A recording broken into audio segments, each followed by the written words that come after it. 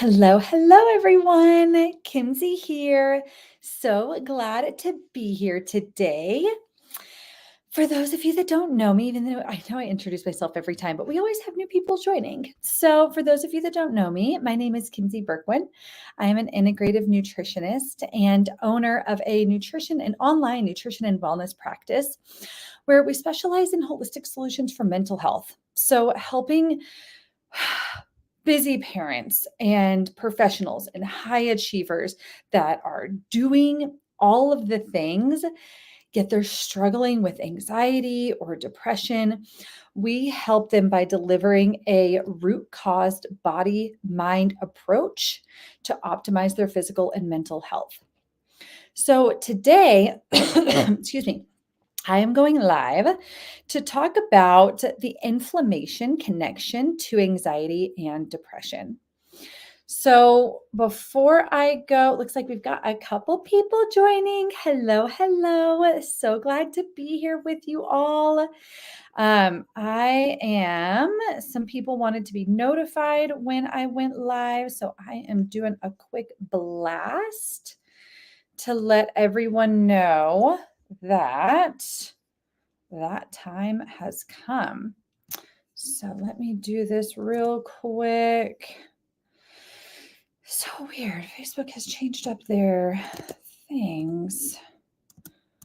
I don't really know how to tag everyone now. So strange. Okay. Well, we might just have to. I'm just going to go ahead and go, and we'll just tag everyone after. So weird. Okay. Anyways, so, anxiety and depression have long been touted as the result of chemical imbalances. But the answer as to what's driving that imbalance is never explained. And that is where inflammation comes into the picture. Inflammation and metabolic inefficiency are two, and nervous system dysregulation, which really lead to inflammation and metabolic inefficiency, are two of the biggest, if not the biggest, root causes to the chemical imbalance that then manifests as anxiety and depression. So to start, let me explain. I'm going to go over some really important fundamental basics. I'm going to start by explaining a little bit of background on the anatomy and physiology of the brain. Then I'll talk about some and how this manifests. Then I'll talk about some of the main causes of inflammation. And then lastly, I'll wrap up with 3 non-pharmacological solutions to start to dampen the inflammation and therefore improve your mood. So the brain. Most people listening are probably familiar with a neuron, or also known as a nerve cell. So neurons are how the brain, that's what makes up the nervous system, the cell type that makes up the nervous system. And this is how the nervous system communicates within itself and communicates to the rest of the body. So neurons work, they communicate with each other, in other words, send messages through an electrochemical gradient. So an electrical charge depolarizes the neuron, which then when that depolarization moves down the neuron from the axon of the presynaptic neuron, so of the first neuron, down to the dendrites, it connects to the dendrites of the postsynaptic neuron, or the second neuron. Think of it like this: presynaptic, first neuron; postsynaptic, second neuron. The electrical message transcends, goes down, and then connects here, and it releases at it's called the synaptic cleft, where the 2 neurons meet. There's a release of chemicals. That's the electrochemical. So there's a release of chemicals, neurotransmitters, neurochemicals, same thing. Probably sound familiar: serotonin, dopamine, acetylcholine, GABA, etc. Those chemicals then pass through the synaptic cleft, that gap right there, into the postsynaptic neuron. And that's how a message is relayed, very simply put. So I made a, I used a couple terms there. I said axon and dendrites.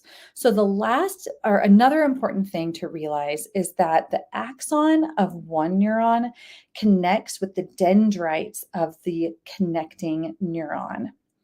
And that's important to think of too. If you can visualize the like textbook image of a nerve cell, the axon is that long singular protrusion, and then the dendrites are the kind of finger-like projections. So that connection is really important. Now, most people would think that neurons make up the largest majority of the nervous system. But the reality is there are cells called glial cells. Glial is the Greek word for glue. So glial cells that I used to think the reason glue, it used to be thought that they just held the neurons together. They're really support cells. So there's microglia cells that are the brain's immune system. There's astrocytes, there's oligodendrites, but they support the neurons. And to give you an idea, so microglia cells, I mentioned, are the brain's immune system. That's what I'm going to center around today when we talk about inflammation. And to give you an idea, for every one neuron, there are 10 microglia cells. So they far outnumber neurons in the nervous system. Now, these microglia cells, like I said, they're the brain's immune system.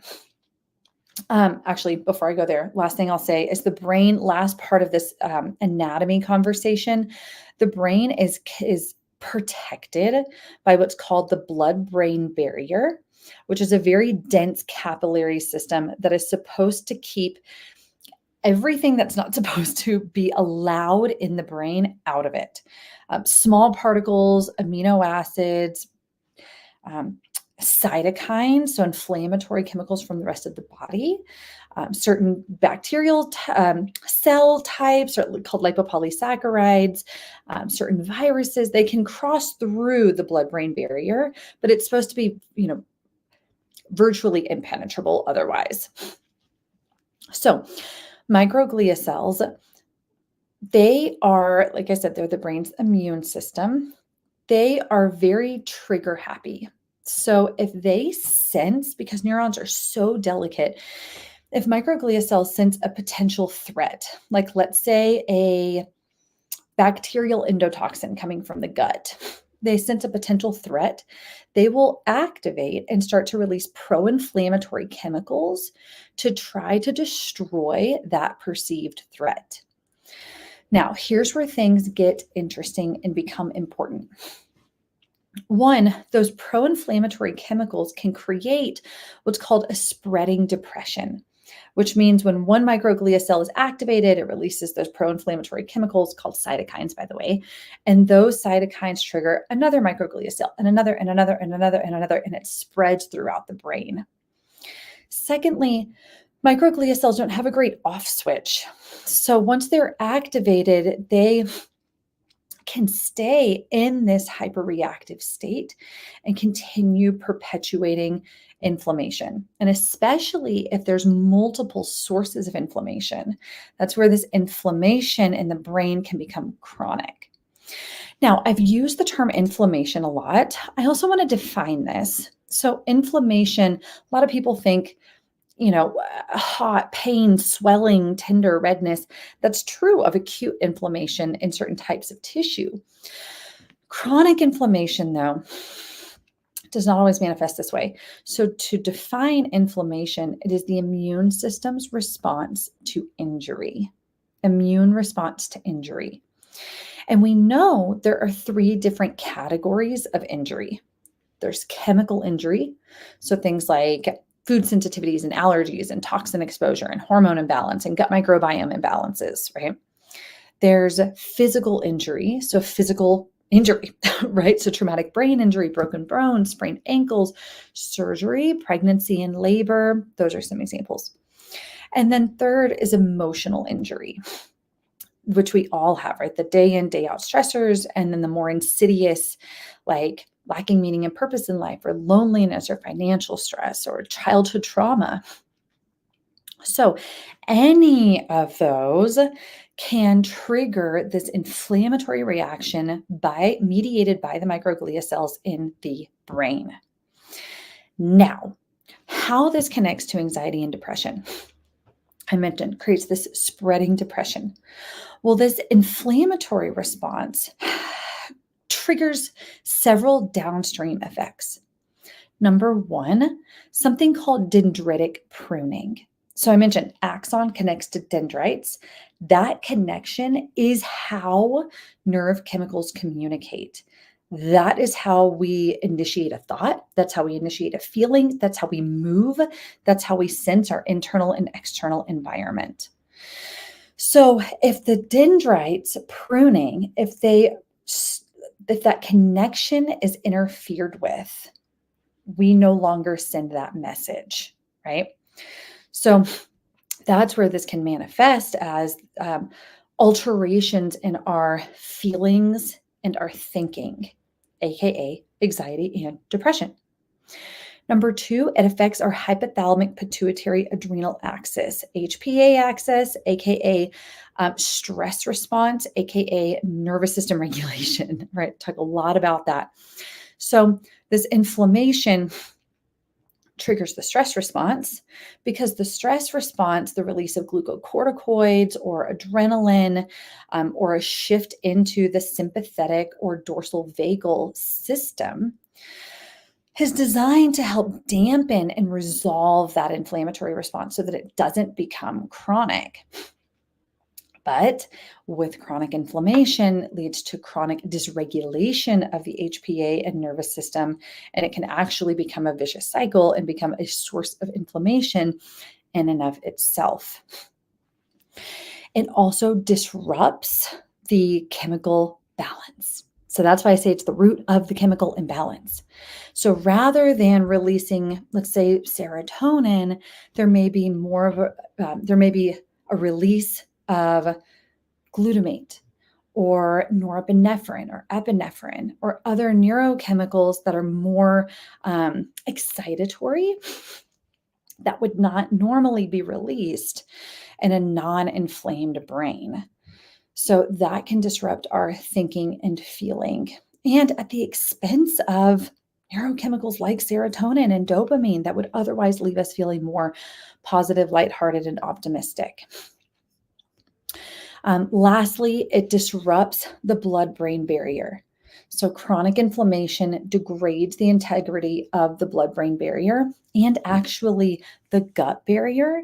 And the disruption of the integrity of those two barriers not only leads us more susceptible to inflammation, that leaves us much more susceptible to other sources of inflammation continuing to bombard our brain and body. So, how do you dampen the inflammation in order to recover your mental and physical health? There are a number of things, and I'm going to say for the best results, like even though traditional anti-inflammatories, and I'm going to talk about that, can help a lot. Curcumin and fish oil and certain micronutrients and boswellia, and like right, certain traditional anti-inflammatories can help a lot. We're always a proponent of getting to the source of that inflammation.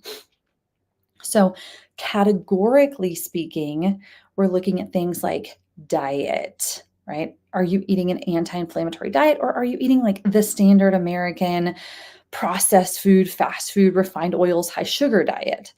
Diet can be a source of the inflammation or part of the cure, meaning it can be one of the strongest pillars to helping dampen that inflammation.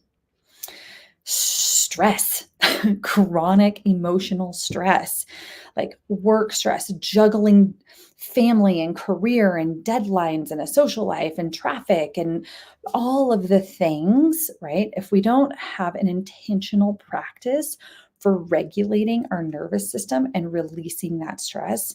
Stress can be another big cause of inflammation. Sedentary lifestyle, lack of physical movement is another big one. Physical movement helps with that dendritic pruning, helps facilitate the growth of dendrite connections through something called the increase of BDNF, brain-derived neurotrophic factor. It actually helps grow new neurons and make new neuronal connections. So exercise is huge. Metabolic inefficiency, blood sugar dysregulation, gut microbiome imbalances, taking certain medications, toxin exposure like mold, or if you have amalgam fillings in your mouth, drinking non-filtered water, eating non-organic food. Like these are some of the bigger sources. Hormone imbalance. Women, are you taking birth control? That's a big one. Or do you just have signs of hormone imbalance, right? PCOS, dysregular menstrual cycles, has menopause been hell for you, struggling with fertility, men dealing with low testosterone. So those are the causes. Solutions, like I said, ideally we figure out what the source of the inflammation is. That way we're not just trying to clean up a muddy pond when there's mud actively dumping into the pond, right?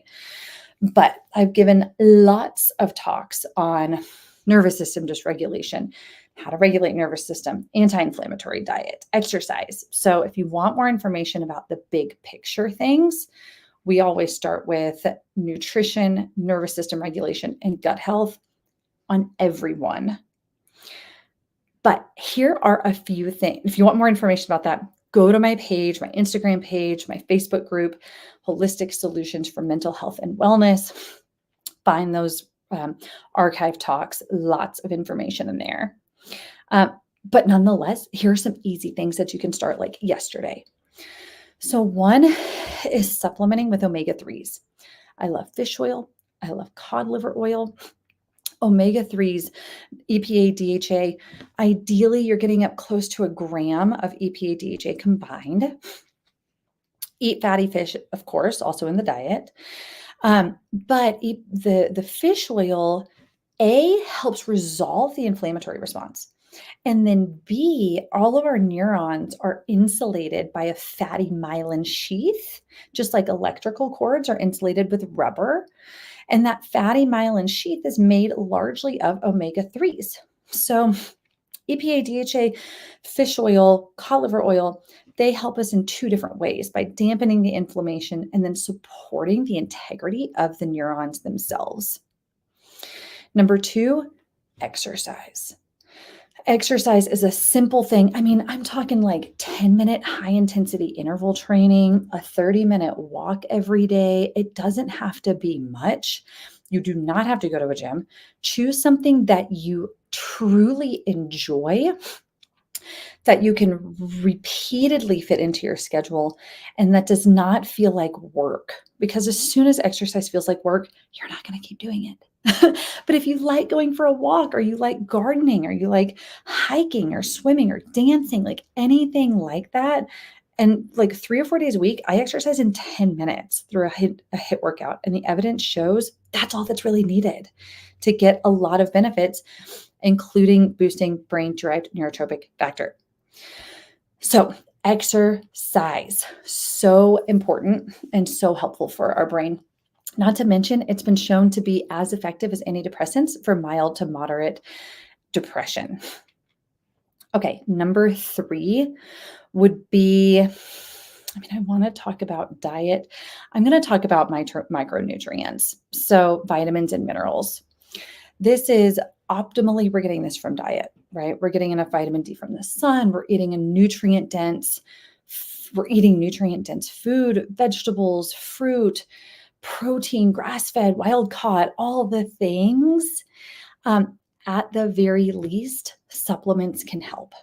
So consider a B complex vitamin. I love minerals in the form of a fulvic or humic acid mineral blend, which is coming directly from like seabed. So oftentimes it's Utah seabed, saltwater bed. Great source of like 72 different trace minerals. I mentioned about the fish oil, and then vitamin D is huge too, especially in these winter months. Taking 2 to 5,000 IU of vitamin D per day, like depending on what your baseline is, can be really, really helpful because vitamins and minerals provide the raw material for the inflammation, resolving the inflammation, and then manufacturing our neurochemicals and brain health overall. Lastly, I'm going to throw in a bonus one, having some kind of nervous system regulation technique. So I love heart rate variability biofeedback, some kind of breath work, yoga, meditation that you do on a daily or at least consistent basis to actively release the stress and regulate your nervous system is another really big one. There are some adaptogens like lion's mane, ashwagandha, rhodiola that can be really helpful too. But having a body-based practice is really powerful. Okay, everyone. If this information has been helpful, first of all, lots more on nutrition, nervous system, all the gut health, all the things in my Instagram page and my Facebook group. So go check there for more info.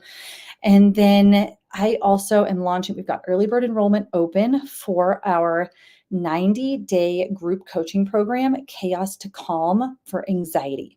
So women, if you are high achieving parents, professional, career driven, again, you're doing all the things, but you're feeling burned out and your anxiety is really starting to affect how you show up in your relationships, your career, your day-to-day life, this program is for you. It's 90 days. We kick off in January and early February. I've partnered with 4 different therapists, and we are leading this program. We lead you through anti-inflammatory diet, nervous system regulation, gut health, and then integrating this into your life so that you maintain the changes. So if you're interested in that program, drop a comment on this live, shoot me a message directly. You can visit my website, progressivehealthandwellness.com. There's a link for the anxiety program. But like I said, we're opening early enrollment right now through January. After that price goes up, space is limited so we can keep the experience really intimate. Okay, everyone. Hope this was helpful. I am not going live next week because I'm taking off for Christmas. So Merry Christmas. Happy holidays to everyone.